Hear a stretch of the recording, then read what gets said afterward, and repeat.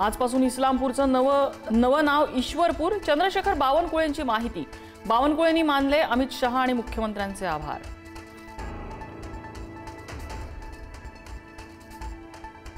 पुण्यातल्या बाजीराव रस्त्यावर भर दिवसा तरुणाची हत्या. पुण्यातल्या माया टोळीचं कृत्य. बाजीराव रोड खून प्रकरण पूर्ववैमनस्यातूनच घडल्याचं समोर.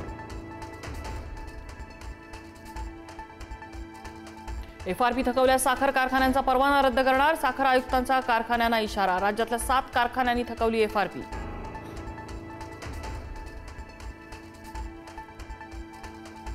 नाशिकच्या निफाडमध्ये शेतकऱ्याची आत्महत्या. कैलास पान गव्हाणे यांनी आर्थिक विवंचनेतून जीवन संपवलं. पावसामुळे द्राक्ष बागेला मोठा फटका बसल्याने नैराश्यात.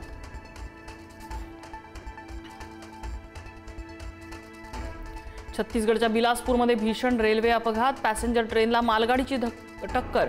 ट्रेनचे अनेक डबे रुळावरून घसरले. अनेक जणांचा मृत्यू झाल्याची भीती.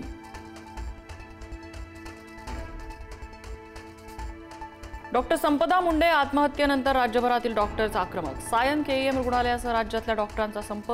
रुग्णसेवेवर मोठा परिणाम होण्याची शक्यता.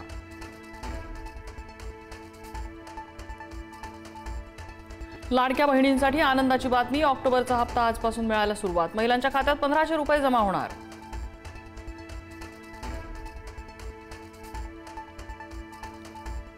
ईडीचा रिलायन्स अनिल अंबानी ग्रुपला दणका. 3081 कोटी रुपयांपेक्षा जास्त किमतीच्या 42हून अधिक मालमत्ता तात्पुरत्या स्वरूपात जप्त.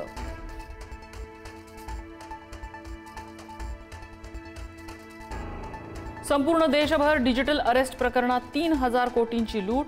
सुप्रीम कोर्टात सादर केलेल्या अहवालातली माहिती. जास्तीत जास्त चोरांच्या टार्गेटवर ज्येष्ठ नागरिक.